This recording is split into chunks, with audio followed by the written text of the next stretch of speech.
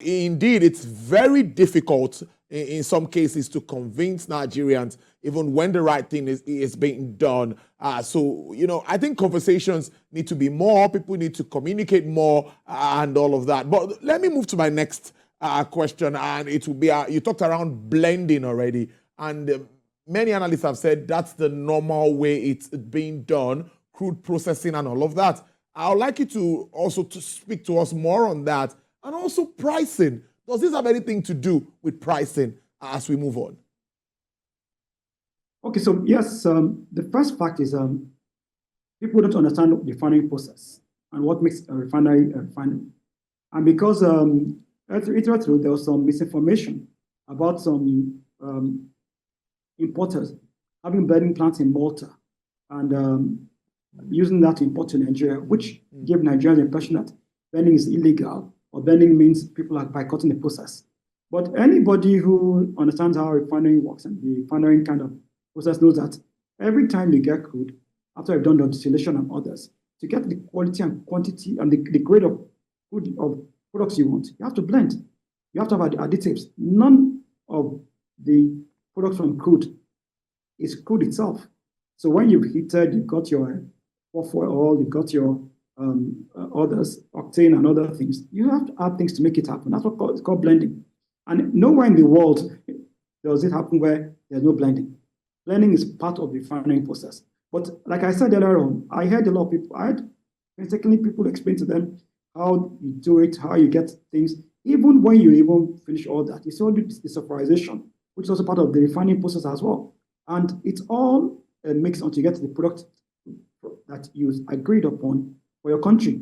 And there are different specifications in the market. So you blend to the percentage is appropriate and acceptable in your country. And that's all the process of how you get your petrol, your kerosene, your paraffin, your other products from crude. But this is part of this misunderstanding Nigerians have. And again, the seeds of misinformation were planted many months ago when the campaign was going on between a new refinery and the Nigerian National Petroleum Corporation. And that misinformation not being taken care of at that time has sowed the seeds for the current distrust and misinformation and lack of trust of government's position, which again is earned.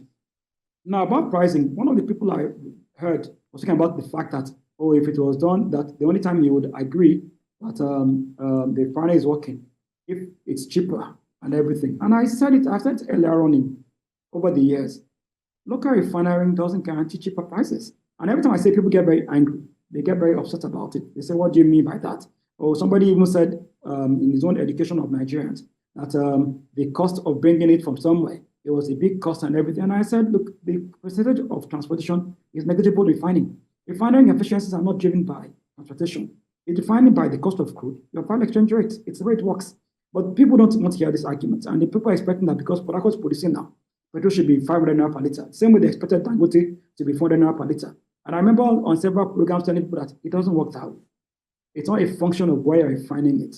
If your refining margins are defined by many other issues, depending by the quality of refining you're doing, defined by the costs of crude oil, is different by the exchange rate. All these are not controlled locally. Your crude cost has an extraction point. At $65, you have optimum cost for refining.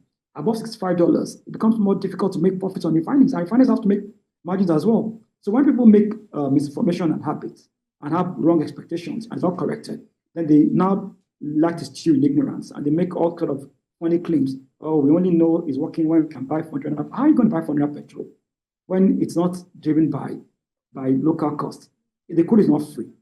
If the crude was free and government was giving the crude free, then you would have the margin. That's the reason why I was skeptical about when they were talking about the crude for Naira deal, which they had tried with Dangote. And I said, it's not going to make any difference. And people said, oh, why are you saying this? You're being, it doesn't make, it's not a big issue.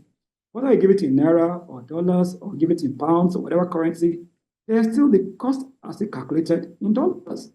The cost of a rig, the cost of extraction, the cost of transportation, the cost of additives, all come at a denomination. They're not chemicals that you just till the ground and bring up.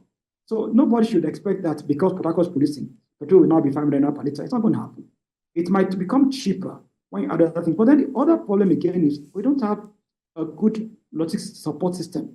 So the pipelines are not working efficiently. If they produce for that cut and they have to sell to Lagos, it's going to go by ship. If they don't sell to other parties, go by ship. The pipelines are not really working. So even that liability some cost, but it's not that big a cost. It's still negligible cost. So Nigeria should focus on what drives cost of a product. It's one, the dollar exchange rate. Two, the cost of crude. And three, international refining margins. And they're not very different in the world. So it's not a big case of, oh, it's Port Harcourt now, or it's Dangote now. It doesn't make any difference. And what would reduce will be the cost of distribution, which is not very high.